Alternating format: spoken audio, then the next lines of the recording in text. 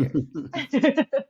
Um, so here we are. I don't know what episode we're on now, 4 maybe, and so excited to bring in another leader in our environment, and that's Kelly Beaton, and she's running the intrepid and most, I guess, grassroots type of Yeah. rafting operation in Alberta, and I would say probably on the best river in Alberta, in terms of like what it has to offer when it's running, when it's Yeah. cold.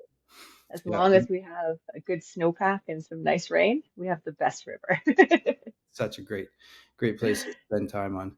And that is the Red Deer River. So, yeah, Kelly owns and operates Hunter Valley Adventures on the Red Deer River, which is just north and west of Calgary. And it's the section is, I don't even know how many kilometers you guys run, or you have a couple different sets that you do, like a progressive type of offering, and you have some property out there that you continue to beef up and that kind of thing, and then also it's run by 3 generations, um, sometimes, so that's pretty cool. Super mom and pop type stuff.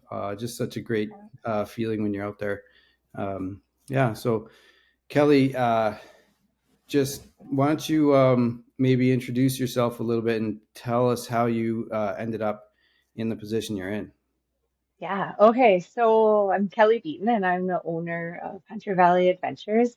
I've been running it now. We're going into our 11th season, which is hard for me to believe that we've been doing it for 11 years, but we have as owners. But I've actually been on that river for probably 25, 26 years. Like it's been a long time that I've been playing on the Upper Red Deer. I went there initially as a customer, like many, many years ago. My mom planned a trip. I had never actually, I'd done a little bit of kayaking, but I had never done any whitewater rafting. And we went out there and she booked a weekend getaway. And we got on the river and I instantly fell in love with it, is what happened. And I fell in love with the place, with the people there, with just that space. Sometimes you land in places and you just feel like you're home. And that was how I felt when I arrived at Hunter Valley Adventures. It felt like home. And I was there so much at the end of the season. The previous owner, Joe, he looked at me and he laughed and he's like, "You're here all the time. Do you want a job?" And I'm like, "Yeah, I do. I really do." So I began working just as a guide for him, and I spent multiple summers working out there full time, where I just would run the river all summer, which is best job is on the back of a boat, right? It's the nicest office you can ever ask to find. So did that. Then ended up getting married and starting to have kids. So that sort of lessened the amount of time on the river for a while.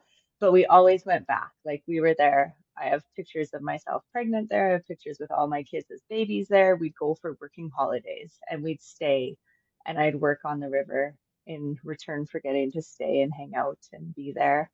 And then Joe was ready to retire and he was ready to sell. And so we bought it and took over at that point.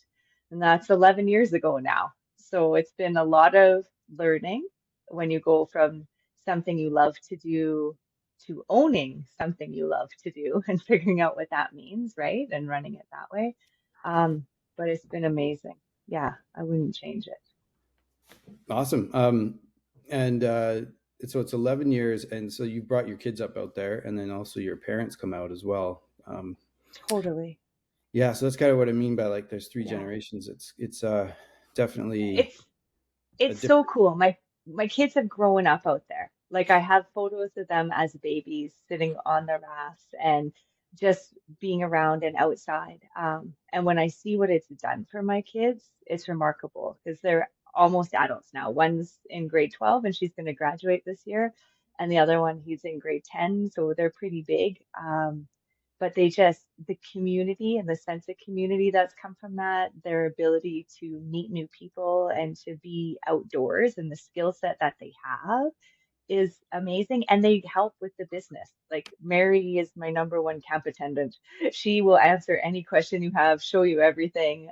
And she's been learning boats and she helps with boat prep. She's interested in guiding, all those kinds of things, which is awesome. And then our parents do come out. We're so family oriented.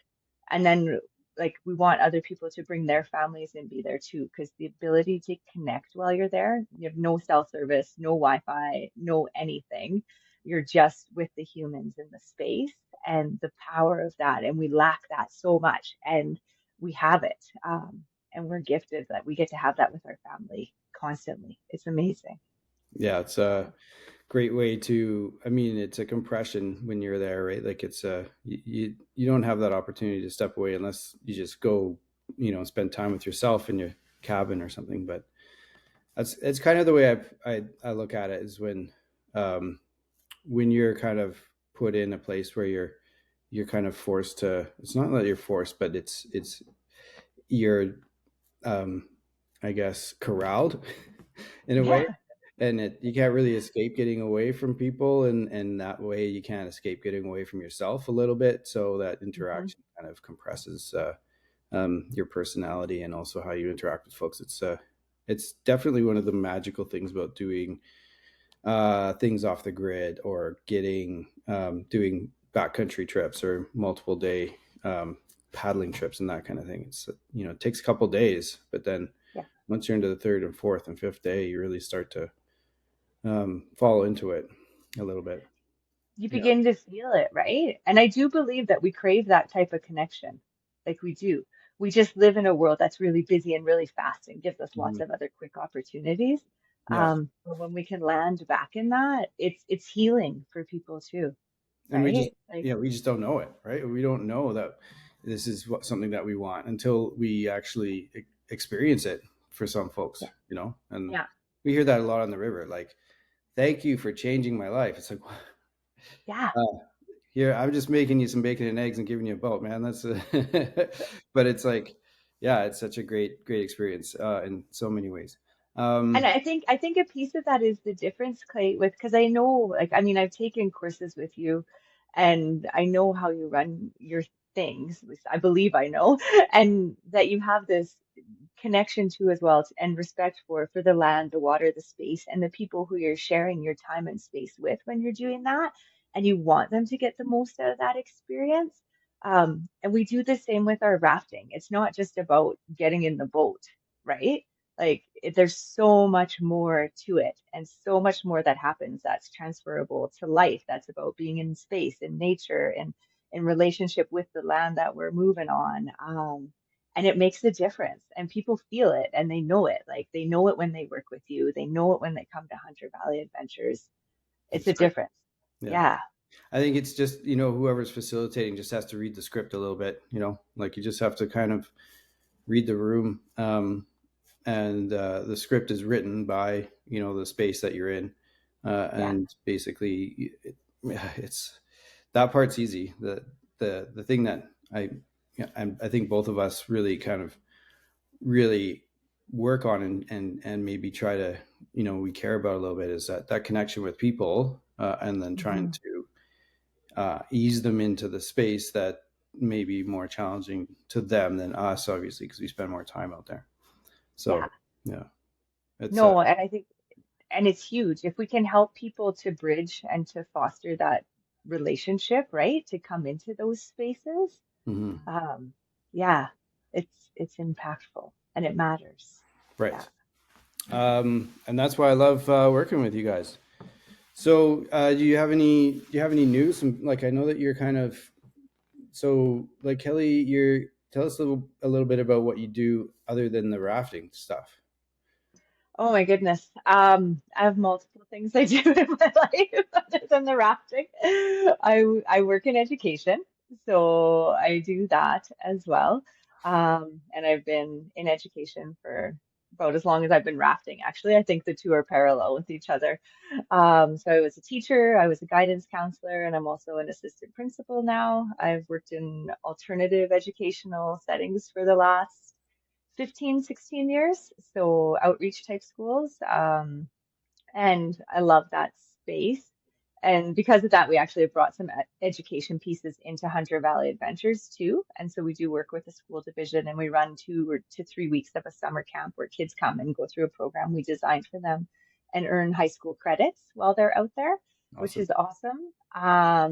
I also do work out in a coaching, like I'm certified life coach. I have certifications in working relationships and mindfulness and solution focused conversations, those types of things.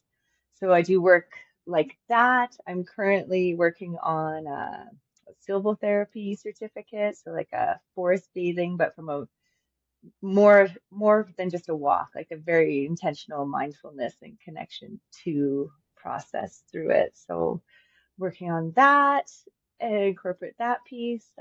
Yeah, I do multiple things.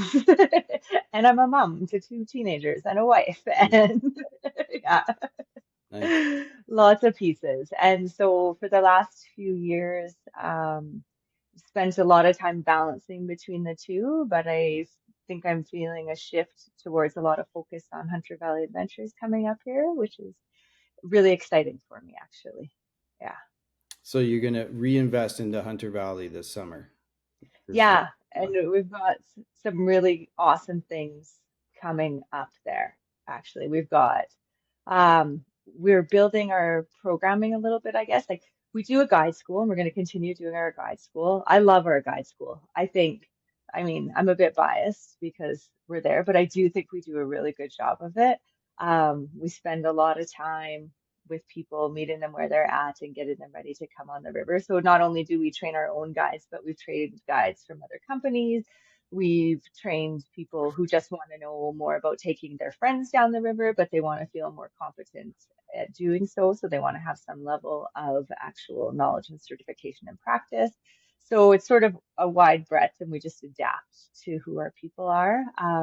But then we're going to run a couple of different events this year. We've got Paints and Paddles weekend, which is almost 50% booked already, which is awesome because we just opened it up. awesome? Yeah, so we've got a artist coming in, Amanda Reber Art is her name. She's incredible. And she was like a parks artist in residence and did work and like she gets to do all kinds of cool things. She's out in Revy painting in the mountains and stuff. So she's going to come and run workshops, but we're going to tie it in with the area and the connection to land. And we're going to use the rafting to familiarize them with the area and build that up for the space and then do the workshops that evening. And then the next day they'll do painting. And she'll lead them through that, which is going to be really cool. And then we're also we're calling it Roots and Rapids. And Kelsey from Kelsey's Caravan is actually going to come up and help me facilitate the water part of this, where it's like a wellness retreat for the weekend. So we just opened booking for that last night. And that one again is come out and we're going to really focus on that connection to water on the first day and why it matters so much and why we're so in tune with it and how it actually plays a really big role in who we are as human beings and why water matters so much to us and why we need to care for our water spaces, because it's a reflection of caring for ourselves. And we're going to raft as a piece of that, but do it with a lot of intention and mindfulness while we go through. And then the next day we're gonna like do some just guided meditation work and do some forest bathing the next day, and all those sorts of things. So we've got that coming up too, which is cool. We're working with a local bookstore. Hello, buddy. To do a bit of a retreat thing that they're working on. Yeah, so we've got some different things. And then always looking to host, like you're going to be running a course out on the Upper Red Deer. So we're looking to host people who are going to interested in running courses and things like that out on the Red Deer too. And we're going to be building up some of our accommodations this spring. So I will have two geodomes that will be up and ready to rent, for people to come and stay at, and then they can add on some of the activities around camp. And then we've got one larger one that we're going to build that I think might turn a bit more into a facilitation space too. So, yeah, all kinds of really cool Big things shelter or going something. on. Yeah, nice. Yeah. Well, that's exciting. That's all really good to hear. And I know I've been busting your balls about putting together like a training facility out there. Like I I know. every time I'm out there, like you guys just got to make it a school or something. Any thoughts of maybe putting up some gates at like Rock Garden or We'd National? have to look into like what we could do in setting them up, right? The logistics of it, and we would need to talk with Alberta government about it, right? Like, yeah, You're not just going to just cowboy it, no? not just full on cowboy. Right now, we're like, we're fortunate. We got the Alberta government changed a lot of their leases in the last few years, like because we're on Crown land, right? But we've had a lease out there for a long time. Mhm. And we because they are investing in tourism, which is nice, right? Like at that that's a really positive thing. And we got a 60-year lease, which is amazing. Like the fact Wow. that we have 60 years is, yeah, Yeah. really, that's we now have an ability to do a lot of things there, right? So if we put up gates there, would it be amazing? It totally would. Once upon a time, before the flood in 2006, I don't know if you'd been on the Upper Red Deer before that, but when Nationals section used to have two parts to it, Hmm. and it was amazing. And that was because they did set up gates there. Like Hmm. it was called nationals because in the 70s they actually had a national kayaking competition there with the slalom and the gates. So it's like it can be done Hmm. 100%, right? We just got to figure out how to do it in a way that's safe and works for everyone. Um, and because there's a few spots there too that when we do a fire season, we get the helicopters and we get the planes, and they're coming and they're finding water out of the Red Deer, right? So everything has to be I Yeah. think just well navigated. I'd be too to cowboy it, as tempting as it would be. I just would be nervous, truthfully, Oh, look, there was a helicopter crash. Like, right? And I'd be like, oh, sorry. I'm just gonna be over here ignoring that. Yeah, but there is so much you can do, and that's the beauty of the Upper Red Deer, right? Um, People don't even know it exists still, which amazes me, right? Because I have been paddling on it for 25, 26 years, whatever it is now. And they think of like the calm sections, right? Like go through the city or what we see down south, where it is really calm and it's beautiful. Mhm. But I don't think people understand what we actually have in that section of river. And we paddle commercially 24, and then there's probably almost 40 kilometers worth of river that we can paddle different levels of commercially. 30 some for sure, I think, when I'm thinking about all of it, from where we put in up by Wildcat all the way down if you go down to Double Ledge, right? And past there to Cartier Creek. So there's a huge section that you can access Yeah. that has everything from really great big eddies and nice flow to learn, get across, like just getting comfortable in moving water and ferrying and practicing those basic things to class 1, 2 waves. Like there's some log jams and stuff, but they are quite easily avoidable and the waves are avoidable to for beginner. Up until like there's a few features that you could go and practice as if you were practicing on class 4 stuff, right?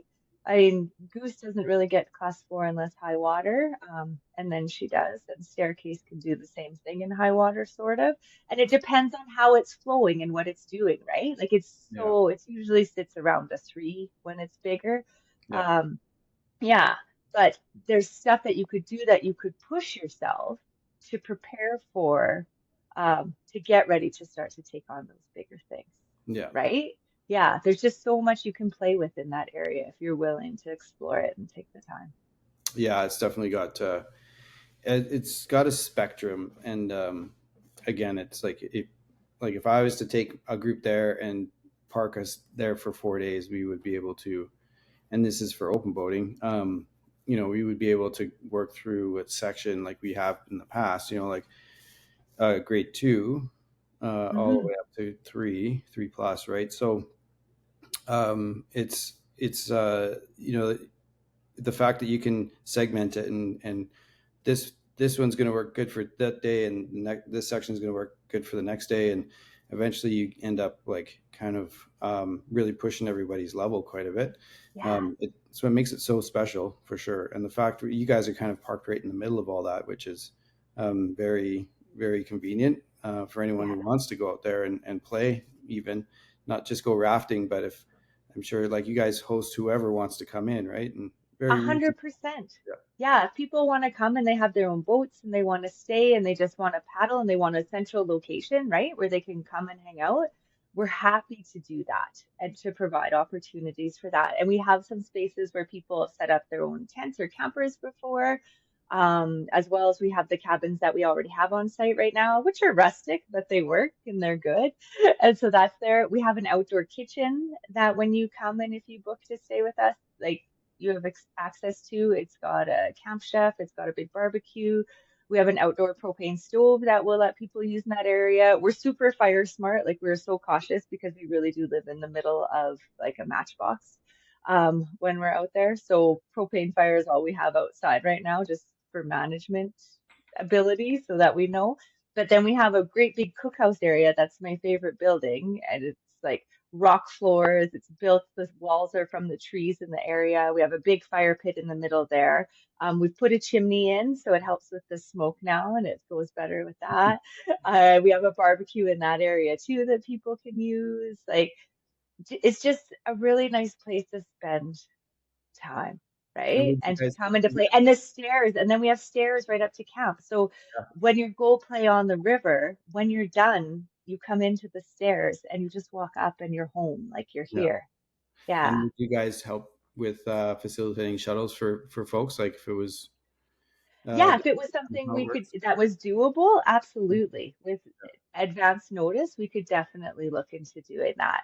I think what we want to really do, and the rafting is a piece of it because we love it, and it's a very accessible way to get people out on the river. And because the river is the way it's set up, we can do so many different sections. We can raft like from six and up. We have different places that we can do very comfortably, right? And we just make choices. Um, but we want more people to come to the area and to paddle. Like we do. It's such a beautiful river with so much opportunity, and you can learn and grow so much there. And I think we also make great guides. Like because the Red Deer River fluctuates, it's not jam controlled. It's very dependent on our season and what we have happening and going on, right? Like nature dictates the way the river looks for us and how it looks throughout the season. The guides can't memorize it. They can't just memorize the lines. They have to be adjusting and adapting all the times because suddenly a rock is visible that wasn't, or suddenly something's deeper than it was the day before. And so they need to adjust their boats. And they actually, I think it is phenomenal for training raft guides to want to go on and then run bigger water Yeah, because you totally. pay attention, not just to the rapids, you pay attention to everything. Yeah. Yeah. So on that note, like if you were to hire somebody, you're kind of Mhm. hiring a roommate almost, right? Yes, Yeah. So 100%. We are, our like hiring process is very selective. It actually honestly is because we live together. Like we're out, not and not it's too far literally. to commute. No, not literally in the building. Yeah. Everyone gets their own cabin, but we have like they call it what did they named it last year? Guide vibe or something. I can't remember what they called it. But it's like we have these series of cabins and they kind of form almost a little cul-de-sac now, the way we've got them set up. And that's where the guides live. And then I'm just on the outskirts edge of that, right? So um everybody lives together in that community and it's too far to commute back and forth, right? So we just stay out there. We eat our meals together. We do communal cooking, like all our suppers are communal and prepared, and we eat together as like a little river family for the whole season. So yeah, you need to hire someone that's okay to be your roommate at the same time, right? Like it's and also the feel, like, because there is a feel that we have out there and that we want to hold. Um, and it's very much, we're very family oriented, 100%. Like I said, I've raised my kids out there, so it's always been very family focused in that sense. Um, we're not a party raft business, right? Like, and those exist, and that's okay. That's part of different cultures and whatever. But that is not who we are, and we're very clear about that too. Like we're a place where the people who work for us paddle, and so more often than not, they'll work and then they want to try to go paddle something else later in the evening, or they want to go for a hike, or they want to just be outside around the campfire, right? Like that's who we hire and that's who comes and lives with us. And if they don't paddle, there's been the odd time where we've had someone come in who doesn't paddle when they start. By the end of the season, they paddle something, whether it's a kayak, a canoe, a stuff, or they just got really good in a ducky, whatever. At least they're paddling. Totally. Yeah. Yeah. So Yeah, basically you guys kind of finish the day, maybe have a quick dinner or something, and then the days are long in the summer, yeah, June and July is when the water's best. So yeah, out you go for another kind of like nationals or pipeline run down to camp sort of thing, right? yeah. And it's 45 minutes, right? It's like less than a Perfect. 10-minute drive, and you get a 45-minute to an hour paddle, and that's like if you're paying attention. And if you want to mess around, you can make it last hours, like Yeah. dependent on yourself, Yeah. right? But you can get out and have fun in your own. And Yeah. So yeah, what do you think is the best feature out there? I mean, it's all relative, of course, to what craft you're in. But I mean, like if you're excited about it, running a section, say you're guiding for the day, uh, yeah. like what there's got to be a section where it's like, oh, okay, we'll just do this, and it's just that's me going to work. Whereas like, oh, we're going to do this section, so I'm excited for the day, and it's more fun than, or it's kind of edging on the side of like recreation for you while you're at work. Does that? When it pushes it a little bit, right? Um, I will say like Nationals is still one of my favorite rapids to run after 20 some years even, just because it seems to be nonstop fun. Like no matter what water level, no matter the weather outside, that one's always a really good time. Um, but I really like Staircase. I Yeah. do. Yeah. Yeah, I love Staircase. I love It's a the little longer, technical right? piece of it, right? And like the days when you know it's longer and it's just you know when you nail it, right? And it'll be like a teeny tiny difference that no one else in your boat is gonna notice, right? But you feel it as the person in control of the boat, and it's just the way something slid or moved a certain way, and it's there's so much opportunity to get those really cool moments through Staircase. And it's lots of fun for the people, and it's like drop after drop and splash, and it's yeah, I like Yeah. that one a lot. Yeah, totally. I mean, you can't deny that. And Yeah. I mean, if you're looking for something that's kind of like a park and play spot, I mean, it's pretty hard to beat a place like S Ben's, right? Like, Espens, you can spend the whole day there, yeah, right? We did one day with a canoe course. I think we were there for pretty much the whole day. yeah, yeah, totally. It's like Yeah, it really was kind of like, because we were doing our testing, yeah, and we needed to kind of like um, create some parameters. Like you had to do a ferry above the big wave at the top, and then two tight eddy turns, and then ferry back over above another wave, and then punch a hole. And the speed and the size of the waves in relation to an open canoe was quite intimidating, I think, for folks, and actually yeah. we had to kind of relearn the concepts that a lot of the students came in with, to manage that circuit that we put together, Yeah. and to do it well, right? And yeah, so S Ben's is. I mean, it was like when I was kayaking, it was one of the first places I ever did a blunt in a kayak. Like, it was like Nice. that top wave it's steep enough, it's got enough green, to hold you for a long time, and you can get some speed down it. You can climb to the top of it, and then there's all those two or three waves below for side surfing, Yeah. start wheeling, looping, like it's. And then the bottom hole at the time, like when I was kayaking, the bottom holes you didn't go in there, but now it seems a little bit more. It's shifted a little. It's a little friendlier, right? Yeah, totally. Yeah. Yeah. So such a good section there. Like, Yeah. we used to, for the British military programs, if we knew we were going to the Red Deer, we would say, okay, we're camping at S Ben's, and then Yeah. we would segment it, and then basically, the guides would session S Well, I was Ben's. gonna say, because then you can play there all night, right? Like it, and there's so much camping just along the way right there, which is awesome. And then you finish your work and you play, which is great. We've even gone like as staff and stuff too, and we've sessioned Gooseberry. Like, would people with kayaks and stuff would get comfortable? Yeah. And we just like walk and you run it and you go down that drop and then you do it again and you walk up and you do it again and you walk up and you do it again. And it's just like, and I find that is really good too. And that gives a lot of comfort to people, especially when they're new and they're learning. Because goose can be a bit intimidating, I think, to people when they're first going over that drop.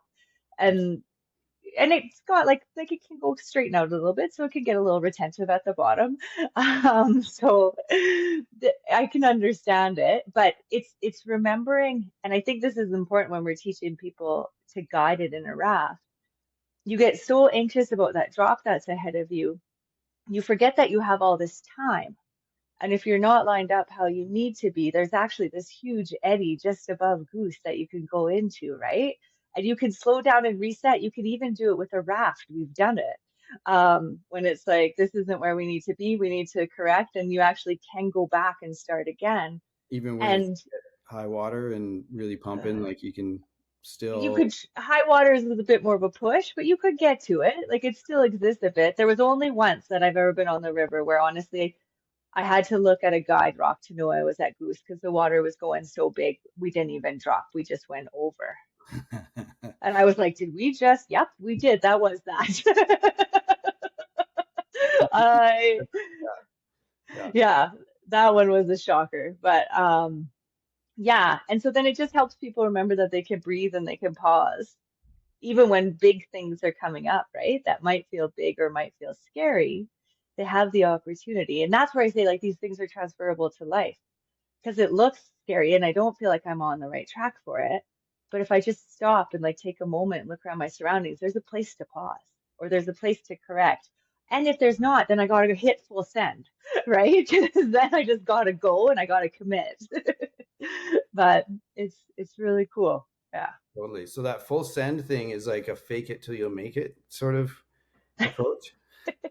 Well, I think sometimes when you're in a spot and you're like, this is not where I wish I was, but I need to get to the other side, you Mm. do gotta just commit, right? And you gotta square up and tee up to it and just go hard and then pop through on the other side. Yeah, yeah. I mean that brings to mind a lot of stories in paddling for sure, right? Right? Yeah. Yeah, like I'm just thinking right now, there was one, like behind me is all our bunch of our Grand Canyon pictures when we did it in 2018. And we had this moment, and we were going on bedrock. And I think it's that time where sometimes you get too lackadaisical, right? And you just sort of relax. And bedrock comes in really slow and it looks super chill. And if you stay on the right of it, it is really chill. There's nothing to it. But if you go left, you usually have an out of boat experience. And we missed the line and we got pulled to the left of this big giant rock Oh, and Shay was on the oars and we just like as we realized that's what we were doing, we just looked and we're like, commit, like full yeah, send. We gotta try to run it now because this is where we are. That you can't try to backtrack and correct, right? Like we're in it, we gotta try to run it. yeah, So and it was an adventure and a half, but nobody swam. yeah. Amazing. Yeah. Uh, Yeah, I mean, and that's why I like, you can see, when you watch the procession on the can, I mean, the can is not really, and there's nothing amazing about that river other than the fact that it is what it is, like such a great facility, so close to home and protected almost. I mean, we've had our challenges with the dam and the water flows and stuff, but um, if you send people down there day after day after day and they know the line, then it becomes too easy. But sometimes you'll see some guides, in whatever, like whether it's the Kicking Horse, the Red Deer, the Can, the whatever river you're on. If you see a guide mess up and end up going backwards, they don't necessarily panic. Um, they can even switch gears and run it backwards, and yeah. or they can use a feature to do a spin or something. Um, I've so ran more than one rapid backwards, yeah, right? right. Like Because something happens and it adjusts your line and it's actually safer at that point. And so again, you commit. yeah, Yeah. yeah. So Yeah. instead of trying to like spin all the way around at the wrong time, then you know that okay, well we're just stuck this way. So Yep. instead of getting trying to spin, you get people to go down, or you ask for reverse power or something. And same with canoeing, right? Like we Paddle Canada doesn't really expect anyone teaching even at an intermediate level where they're supposed to have advanced skills. They don't have to do reverse maneuvers. Like the only reverse maneuver that they're expected to do is a reverse ferry, um, and you're not even expected to do like a reverse eddy turn out, right? Oh, And okay. fair enough. How often are you going backwards in a canoe? But more than Yeah. four, right? So I was gonna say when the first time I think I got in your purple ledge, I had a hard time keeping it forwards. I felt like I just yeah, yeah, you got to go backwards sometimes. yeah.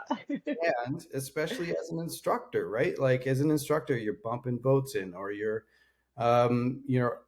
between your clients who are on shore and the eddy line explaining something to them, and you're not paying attention, and you end up getting caught by the recirculating line, and you get pulled out into the current. Like it's just Yep. as a leader out there, you got to be comfortable with like that whole like switching gears and being um, dynamic, and that sometimes means going backwards. Um, Yeah. And and that's okay.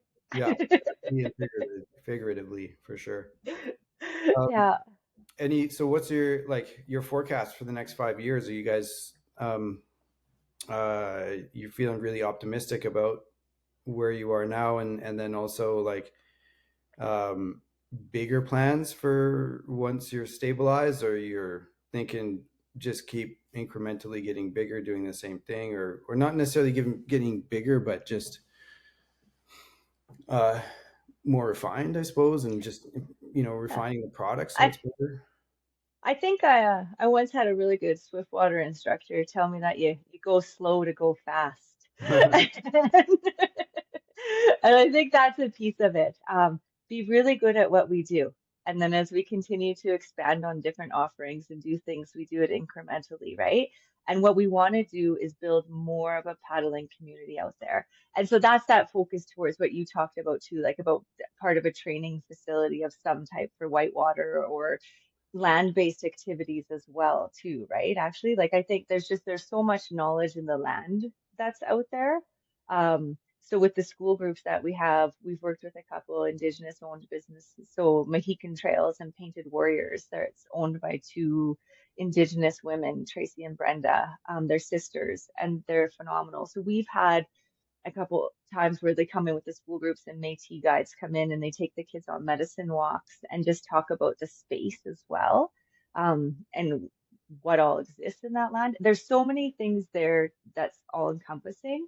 So I think we've got a neat way to sort of section off different pieces of the cap. We have 7 acres, which isn't a lot, but is enough, right? Like to build and work with, and then work with and play with the space. So we want to get more courses out there. We want more people coming out to paddle, even just to stay to come and to paddle and to build that sense of community out at Hunter Valley Adventures. It's really important to us, and we love the paddling community. And we don't always get to engage with everybody as much because we're busy during the paddling season, right? Yeah, So it works wonderfully for us when people can come to us because then we get to build more of those connections that way, which is wicked. And yeah, we'll see where it goes over the next few years. sweet. But I think it'll be exciting. I think there's lots of opportunity, which is really cool.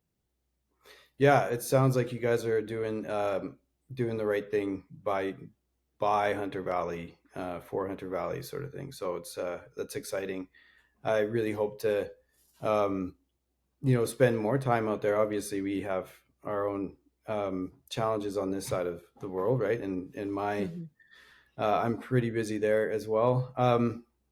Uh, I meant to send out an invite to you guys for an August trip, but we'll get into that later. Oh, cool. Um, yeah. So is there anything like um, part of these interviews? I like to try and challenge folks with a little bit, like sharing some really challenging things that happened in your journey as a business operator, or as a guide, or as a leader out in that space. I mean,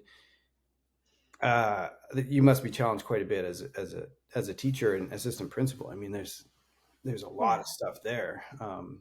But I think this is focused towards people working in the outdoor space. Is there something that really blew your socks off? Maybe made you think that it wasn't for you, or you had a hard time coming back from um, anything that you don't have to I, share?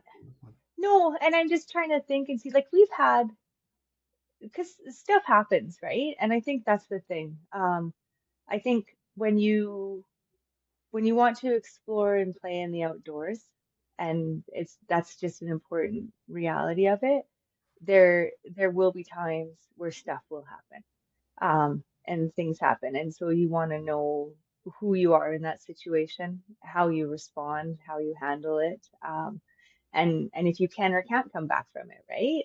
And so there's couple of things on different times. One time, like I watched a really good friend of mine. I thought I was watching him drown and die. We all did. We thought he was going to. It was really high water, and we were out, and he was in a kayak, and Goose was huge. Gooseberry was really big, and he got pulled back in it, um, and he couldn't roll, he couldn't get out, and he was just getting thrashed around in his kayak for a really long time. So then he tried to get out of his kayaks to see if he could get somewhere different to get out, and I think he fell out of his. I can't remember why he was out of his kayak because normally he wouldn't be, but he was. And so then there's him and the boat, and everything is just getting thrashed around. And it had pulled him so far towards the center of where that drop is that we couldn't actually get at him, right? And there was so many things going on out there, we couldn't get a rope at him in a safe way either. Like there was very limited access points to try to help him, and he'd been in there for a long time. And then eventually he disappeared. But then he popped up, and we were lucky. Like he had the peace of mind, and that's that sense of knowing like who you are, and can you stay calm when things are chaotic everywhere around you, because he eventually realized he was not getting out, but he remembered there's always water moving underneath, right? The river wants to fill itself, so the water's going. So he pulled open his dry suit, and he made himself heavy, and he sunk himself, and when he went down he hit the water and he spit out way downriver. Did he take off his PFD or just opened up his? No, he left his PFD on. Yeah. So he managed to get down, yeah, and pop up. And I just remember like that moment after, because just running to see, and like him coming out and he's shaking. And I'm like, dude, we like thought you were, he's like dead. He's like, so did I. I thought I was dead too. Like we all were like, this was awful. Yeah. And he Yeah, say how long he was in that, because if when you're seeing stuff like that happen, or if it's happening to you, it's an eternity. it feels so long, right? Like maybe it was just minutes, but it felt like forever. Like it did feel like forever. And did that Um, question where you were going with this, the in this activity, like where you're like, well, maybe this isn't for me, or it this is just is it really worth it? it builds my respect for the water, right? Like I think that's it. And you learn what level of risk are you willing to take. And like right now in my career, like I'm getting closer to 50 than I am anything else at this point in my life, right? So, do I still love getting to go on big rivers and be a part of those experiences? For sure. But for like guiding and stuff, am I really happy with like a 2, 3, class 2, 3 for risk level and mitigation? Yeah, that seems pretty awesome. I'm like, I like those decisions. I think there was one other time, and it where it was just a difference in thought, I think. And it was that day that I was telling you about where we went over Goose, and it was just a blip, like it was nothing. The water was huge. And so when we hit S-bends, there were zero waves at all. That Yeah. island in the middle didn't exist. Like the Right. whole island was gone. Hmm. Um, and the hole at the bottom was massive, Clay. Like it was huge. And Still. it grabbed the raft, and it like just ate us, and everyone went for a swim, except for one person who hung on and was like getting rodeoed on it pretty good for a bit before they decided. I remember talking to her after. I was like, "What happened?" She's like, "I realized I was the only person on the raft. I didn't want to be alone, so she like jumped off when she went up one time as the raft was getting thrashed around, so that she'd fall out of the hole, which was good." Um, but I remember when I hit the water that time, and it was the first time I'd ever had this type of thought. But I had kids then, and I was like, I hit the water, and the first thought in my brain was like, you're going home to your babies. And it's like, get up and swim to shore. That is your first job. And then you can make a different decision after that. But right now, you're coming up and you're swimming to shore. And um, yeah, and that's a different way of thinking too, right? And it was probably one of the scarier days I've ever had on the river, because two of the people didn't make it to the shore, and I just saw them fly by. Yeah. And I remember yelling at them, like, if you, because there's nothing on the right at that point for access points for a while, but there's tons on the left, right? So I was like pointing and like saying, get left if you can, get left. Like, but the water was cooking, they were flying. So we got everybody who we had on shore and we had them taken care of. And then I just remember going down, like, down the river to see if I can find these other people and worrying. One of the only times where I've actually had to worry, like, am I coming up to an unconscious, unresponsive human? Is that what I'm going to find when I come around one of these bends, or what am I going to Yeah. actually see, right? Yeah. Um, and I did find them, and they were both on shore. They were exhausted and they were scared, but they were both awake and they were on shore, and like, other than bruised and a bit, like, they were in decent shape. Um, that was scary. But again, I never wanted to not do it. I didn't want to not get back on the water. I Hmm. love the water, like I do. And it's so intuitive for me when I'm on the water. There's just a feeling and a connection there. Yeah. And I think I would miss it too much. I would have to find a way to be doing it at some level or not. And then I eventually, like, actually 15 years later, saw one of those people who did the long swim, and then she got to the left. Um, and she remembered, which was awesome because we were just talking and it came up accidentally. And then I realized who she was. And then she looked at me. She said, "You were that person." She goes, "Because I remember you yelling." And I didn't say this to her. She's like, "I just remember I was going down and I was so scared, and I could see your hand, and I could actually hear you say, 'Go left, go left.'" And she's like, "So I just can't say, I just gotta get left." Well, there And you so go. I mean, you made a it's difference, right? neat, right? Yeah, Yeah. yeah. You knew And enough to so, know what was coming up and the only opportunities. And do you? It's kind of funny, like there as a raft guide, you're just giving these people and in I mean, you get to know your people a little bit better because they come to your camp and you know you guys are mhm, milling around. It's a little more intimate, but like like if you're picking up a crew on the kicking horse or these other kind of like pushing rubber day by day operations, you don't know your clients, you don't know them, no, it's and not the same. you don't Yeah, know if they can swim. right? And It's you like, don't oh, know what's going to happen when they hit the water if they do. we got high flow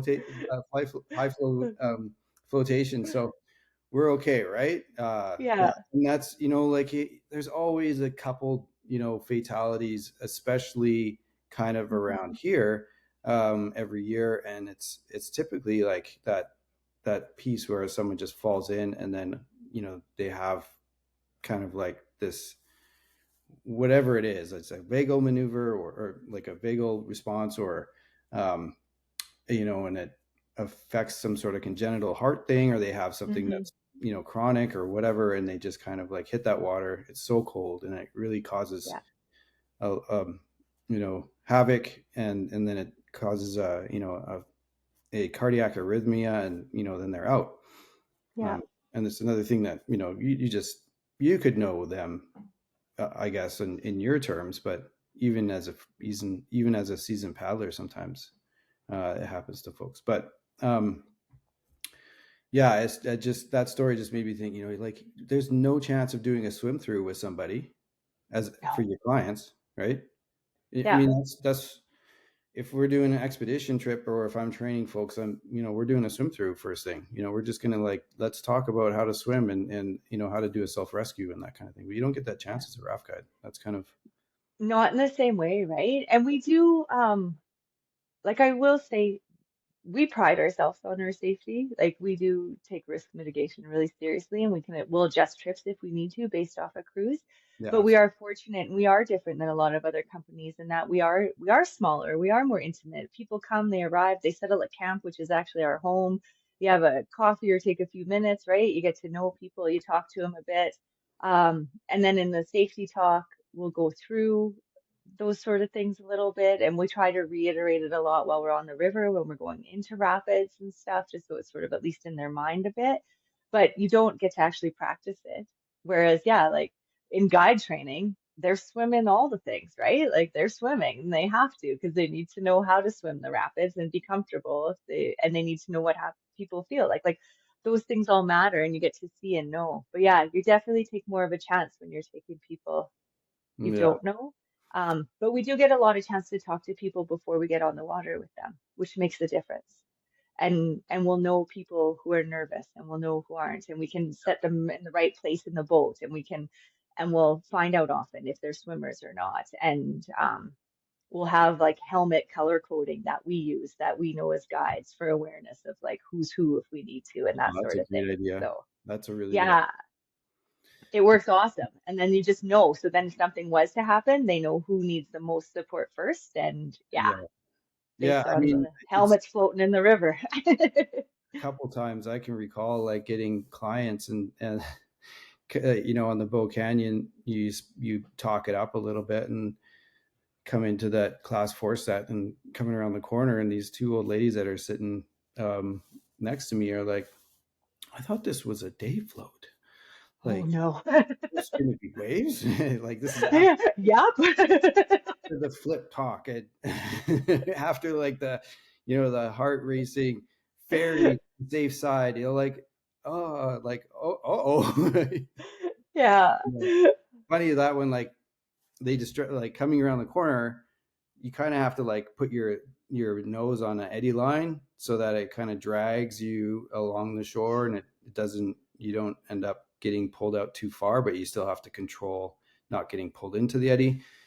And so that was like a super big distraction. We end up like, as I'm like, okay, well, you know what, you're just gonna have to sit on the floor, like we're coming into we're basically at the horizon line, and there's a can opener rock there, and I hit it with that front tube, and it blew open, Oh, obviously because I wasn't steering at this time. I was trying to get these people on the floor. Blew yep. in the front tube. The boat goes around backwards, so we end up going through backwards through this like big wave, and then the hole and like it's yeah, it's Yep. that was fun. It was a good time. But You just and don't then get to it's tell them, right? They're just throwing at you, and you're like, oh, and really? you just gotta respond. And that's the piece, right? And it's okay to go backwards. There was another time once, um, we were doing a trip where we went from camp, and this was when I was guiding. It was before I owned it, but we were going from camp just down to Cache, and then from the Blue Bridge back to camp. We were running that trip.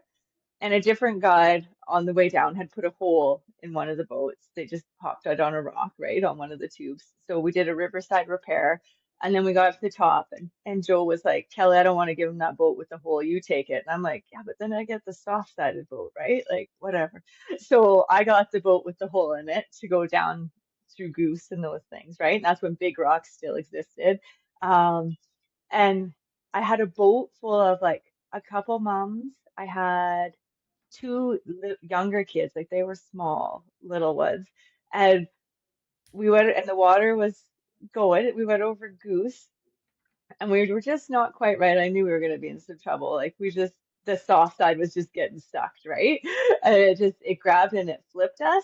But I came up and I'm like, I don't know how you do this, but because you have to respond to things, right? And in your moment, you do. I had the boat, I had three paddles, and I had both little girls in my other hand by the back of their life jackets. Oh my I goodness. had all the things. And I was like, the little girls were like, "Can we do that again?" And the mom's like in tears on the side of the river. And I'm like, "It's good, man. I got your babies. We're good. We're Uh, good." But those moments, right, where you just do things, and then even, yeah, and you kind of you forget, but it's fun. Yeah, we had bigger water again this last July long. And I hadn't had a gooseberry adventure for like quite some time, but she was running pretty big on July long weekend and went over. And she just grabbed it, took the boat back and surfed it. We didn't flip, but we did do like a pretty good side surf. And honestly, everyone in my boat fell out except for me because I like high sided and I was like, I forgot I could high side that fast still. And then you're like riding it sideways for a few minutes till you could get yourself out, right? Yeah. Still got it. Still got it. Yeah. Yeah. So that was good. It was fun. And Uh, yeah, and that's the thing is then it's still fun. Like when you come out and you come up and everybody's safe and everybody's okay, um, I still smile and I still think it's fun. yeah, I know. Like, yeah, you don't want any near misses out there, except you do. Right? Like, and I prefer it when it's just like me, my own for fun time. Yeah. Yeah. But even then there's some people too where that's the best stories, right? Like we have people who come back to camp. I call them the SAS crew. They're friends and family now more than anything else. When I started guiding, they started coming. So we're all around the same age too. And they still come every single summer. And we spend this one weekend together. And we talk and we tell the stories. And I'll tell you, like when we sit and we tell the stories, we there's the funny ones and the good ones, but we talk more about, remember that time when it was like so big and we flipped 3 times on nationals and blah blah blah. And we're like, and remember, like those are the stories we still tell, Yeah. right? Yeah, And yeah, for the most part, it's all relatively safe. I mean, yes. it's there are accidents that happen, but for the most part, it's, I mean, in terms of like volume and how many people you put down versus how many people actually get hurt, it's pretty low, right? It really is like on a risk mitigation side, and when you put the things in place and pay attention, and good gear, right? Like we buy good gear for our people. We Mhm. make sure our PFDs are good, our helmets are good, our Mhm. like those things matter. If we're taking a boat out, it's in good shape. Yeah. Oh, yeah. So, and our guides too. We make sure our guides stay healthy, and that's a really big part of it. And I'm always very clear with them. I'm like, you need to let me know because it matters. And there's times where like you'll get a couple bunch of days off, or there's times where you're running 23, 24 days straight, right? Without a day. Yeah. And so if we're busy and we're going like that and you're starting to get sore or feel the potential for an injury or something like that, I need to know because that's a risk on the river, right? And you Totally. need to be your best self when you're showing up and you're taking care of people. So we have very open communication about that, and they know that they'd never be in trouble or it wouldn't be a bad thing. And then we just reevaluate and we change the plan and we'll either put someone different on or we'll load the boats different or whatever. But I'd way rather take care of someone and give them a rest day than have them go out not feeling great, maybe make a mistake, maybe get a bigger injury that would put them out for the season. Like all those things could happen, right? Yeah. We're coming up on an hour here. Oh, I Um, talk a lot. no, it's been such a good combo. Um, with there's always things. The part of the reason why I did the podcast is there's questions that I have that I want to get people's thoughts on and get it out there. And for one, like I just actually had an interview with Jim Coffey, which was awesome, Oh, right? cool. But I didn't actually get to ask him all the questions I wanted to, because again, we just end up talking about other things, or it goes long into one subject. But like I know this from you and from doing the courses that we've done, and the brand of Swiftwater Rescue that we have established, or that we work with, requires a certain level of headspace with some of the drills, right? Hmm. Um, and I'm not trying to like plug it or get any bias kind of response, but Do you feel like those entrapment drills are necessary? Yes. Are they over the top? Um, No. and No, I do, Clay. Like, sorry if I'm jumping in too quick to okay, answer your question, yeah, but I think they are necessary. I think I love the way you do it because it is challenge by choice, right? Like you need to try, but you always have a very clear, this is how you signal you're in distress, you're uncomfortable, you want out, you don't want to be underwater anymore, like any of those things. And it's very clear how to change the situation if you needed to. But I also believe we don't know how we'll respond if we don't practice and if we don't try. And when we're in positions of leading out on the river and we're the ones who are in charge, we need to know how we're going to respond in those moments. And we need to have an idea of it. And then maybe we need to make different choices too, right? So I think it's so important. And I think even I know actually I did a Swift course with you coming back. This would be another thing that I'd talk about. Like I got a horrific concussion. Oh man. 7 years 8 years, of ago? It'll course. be 8 years ago. This Yeah. 8 years ago this summer. Yeah. Like it was 12-hour memory loss. I was out. It was a 10 month recovery. I couldn't remember the names of my kids when I was in the hospital. Like it was horrible. And um I guess that would be a moment too where it was I don't think it was that I didn't want to get back on the river because I did, but it was will I be able to get back on the river? I remember being really nervous about that. And I worked really hard in my rehab. I found a really great concussion therapist, and he did like super intensive rehab with me. And I did everything he said and practiced like all the things because I was like, I need to be ready to go in the river in May and be in rapids. Um, but I remember the first time and it was we were just doing like a swim at S-Bends with you, but we had to jump into the hole and then swim across it. And I hadn't done that yet since the recovery, but I was like, I can't be on the river if I can't do these things. But I remember being so afraid, so afraid. Hmm. And Shay was in the course too, and he was, and like I intentionally let everyone go behind us. And I just said to him, I said, I'm gonna go in front of you. I said, but if you notice, like I need you to notice if I'm in a little bit of trouble and I need you to jump in before Clay says go and I need you to come get me. And he's like, okay. Yeah, I remember. Yeah. Yeah. But then being so happy when it was okay. And then that same summer, the first trip I ran, and it actually was meaningful to me that it was an all women's weekend and it was an all women's boat that I took. And it was the first trip that I was back on the river in the full guiding capacity. And the first time I went over Goose, because that's where I got my concussion, was at Gooseberry. And that first going over it. And while I don't remember it actually happening, your body remembers, right? Yeah. Yeah. And so, and that relief and that like I was super stoked. Yeah, Nice. yeah. Yeah. So it Make you was a feel good good thing. for sure. Yeah, but so I think those drills are important because things happen, right? And Yeah. I do think you need to know, and I think you set it up in a way where you don't ever feel unsafe. You know you can get out. Um, but Yeah. I how think else it. would you know?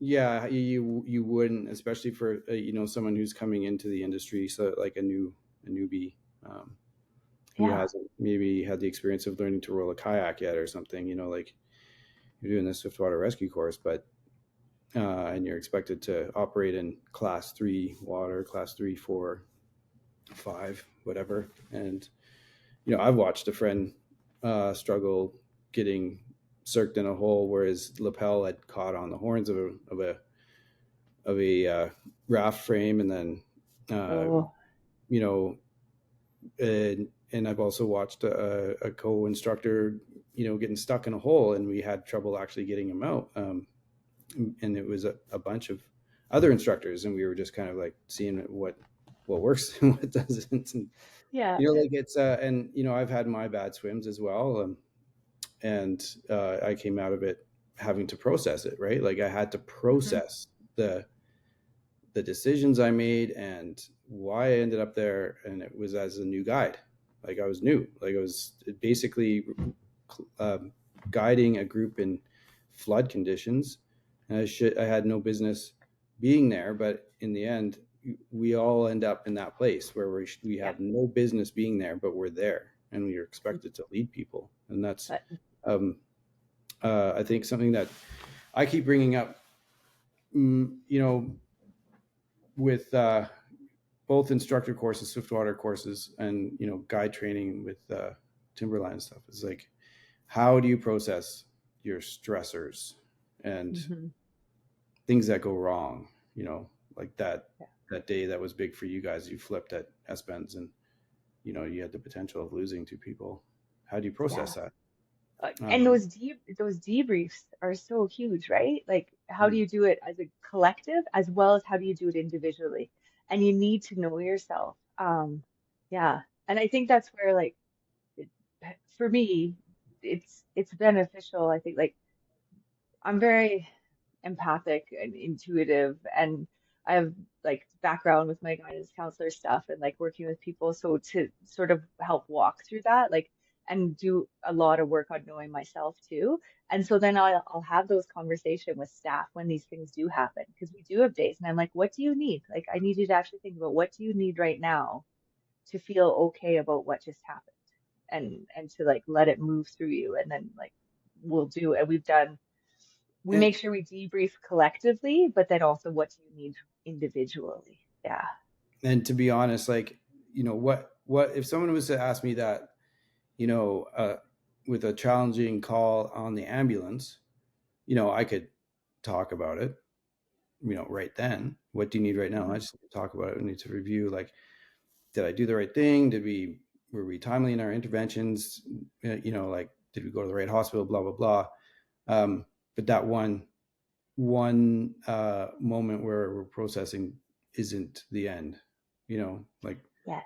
I had a call that was, and it's the same for this, that bad swim that I was speaking of, or leading a group and someone gets injured, and Hmm. you're like, well, that was me. I did that. Like, I made a decision that Hmm. was probably not the right decision, and someone got injured, and that that's all part of learning, but you have to process it over weeks and months, Oh and yeah, it sits with you. You don't, it's not just done, right? you have to, like, talk about it openly, and I would Hmm. recommend talking about it openly with friends and people that you work with. Yeah. We're all afraid of that. Obviously, we don't want to have our coworkers, or um, you know seeing weakness from us. We all want to be the strongest link in the chain, Yeah. but um, there's no way to And strengthen it. we need we need to do it, right? Like, I think our greatest strength is that vulnerability.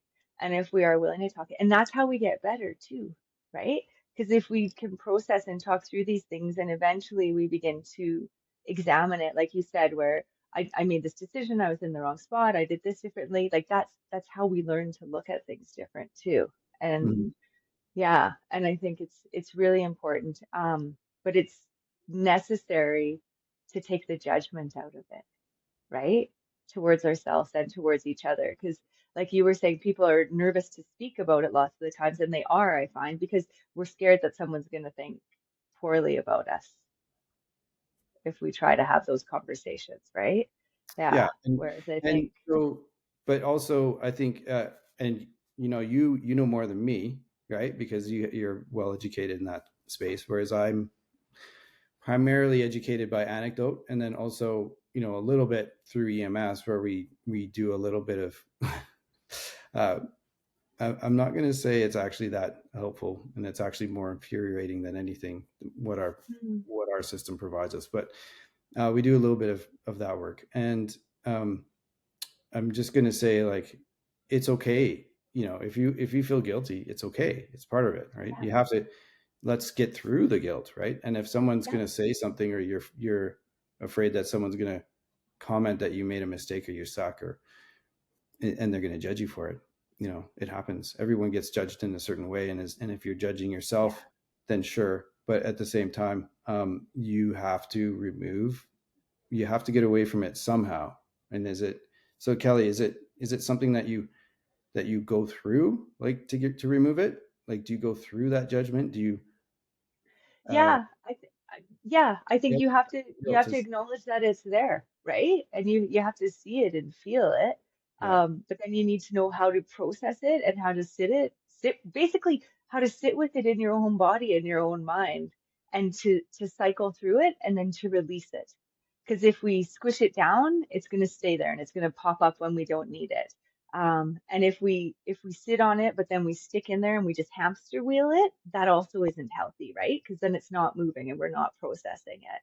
So we have to find the way about how do I actually work through those thoughts for myself and what does that look like and what does it mean? And it can be different all the time. We actually had some guides who, it wasn't with our company, but there was a death on the river, and some of our guides were helping with that trip when the death on the river happened. This was years ago, but it was hard. And so the guides, our own guides, and then the guides from the other place who all were involved in the experience actually came to camp. We brought them out to camp. They spent the night. We sat around the fire. We talked things through, and we just like had a really open space for everybody to talk about all the things and how things were done. And then what was really important in that situation, and it's different each time, but for them to fully process a piece of it, right? Then it took time, but in the moment, we actually had to go up and rerun that section of the trip with them and actually pull off and let's go through it. Where were you? Where were you? What happened? Blah, blah, blah. And like, and that was what they needed, Hmm. was to see it and to look at it again and go, okay, we did do everything we could have possibly done, right? But they needed to physically experience it. And I think that physicality of it helps drop it out of your mind a little bit and then helps them to be able to move Hmm. forward. Yeah. Yeah, yeah, totally. That's and I suppose that's why, like, that the psilocybin and the ketamine and these other treatments are really effective because it allows the person with facilitation to go back into those places that are threatening them, and Yeah. then removes the guilt, and it removes the anxiety about it, and it just becomes like a third person view sort of thing. Yeah. And And you redefine, right? Like your neural pathway of it so that it's instead of that emotional connection to it, it's more that observing of it, right? Mhm. And then you can take a different look to it. Yeah. And it's huge. And those like the research right now on treatment like that to help people guided, like and done by someone who's trained is phenomenal. It's Yeah, so cool. yeah. Yeah. Yeah. Well, I think I But could ask you a bunch more questions, but that we're at an hour 12, so oh, maybe. sorry. Yeah, sorry, it's I'm the facilitator, so Yeah. so But thanks. I will plug you really quickly because I will say, like, I do love taking courses with you, Clay. Well, The way you teach, the detail of knowledge that you have, and the breadth of experience you bring to every course and every opportunity you provide people is phenomenal. And your ability to notice each individual in, like, I'm going to talk like skills courses right now or instructor courses. You really have a skill at noticing exactly what a person needs to work on next to get to the next level, to go to the next thing. Like, you're really able to identify that well and then to explain it to the person so they can work on that part of it to improve to get to the next thing. It's impressive. I thanks, appreciate Kelly. it. Thanks. Hey, I'm gonna maybe on that note, I'll just put you in touch with our hockey association because I'm putting in my name for, as if I don't have enough going on. Oh, geez. I'm gonna put my name in as head coach for our son's hockey team Oh, goodness. like, I mean, there's got to be a degree of what you're saying to be true. I've been doing it long enough. I really like when I'm watching the coaching, and I'm part of it. Like, I've never played hockey. I never played team sports, but when I'm watching a drill and I'm like, like there's just so many things. I'm like, what? Why aren't we doing this? Why, like, let's reverse the flow so that it goes better. Or why aren't Yeah, we telling kids to, we should be, if you're doing the hard sprints, you got to be doing crossovers around the net. Like, it's just all these things that I'm like, yeah. little things that I'm like But you frustrated. have that eye, right? Like you do have that eye for that. Not Yeah, everybody does, because I've taken courses where you don't get that kind of feedback, and you're able to identify what it is that is missing Thank you. to get to the next piece to improve. And it's I feel awesome. like such a judgmental dick standing in the sidelines. Like Well, that's why you need to help coach. it's the same. Even though you're so busy, it's like, but I'm like, I get it if you want to have a difference. Yeah, it's the same with like with Abby's swimming. It's like, with the coach, we just had a coaches meeting and I'm like, and the coach is like, the kids aren't allowed to practice on their own because they end up doing the wrong thing and they ignore me or they're not allowed to go see other coaches. I'm like, so I had to have this like conversation, like, are you communicating? Like, are you Yeah. telling them like what to work on? Like, you can't just tell the kids that they can't go work on swimming on their own, right? Yeah. Yeah. I don't know. Anyways, enough of It's that. not fair. Yeah. But we digress. Yeah. Okay. Thanks, Kelly. Always a pleasure. And if yeah, if you want to talk again, if you want to do this again, let's do it. I mean, Yeah. that's I think what the world is now. It's just this huge content suck. So we got to fill the void, right? So let's Yeah. fill it with good stuff. I'd love to. I like it. Thanks, Clay. It was awesome. Yeah. Cool. All right. Okay. See you later. Bye. Bye.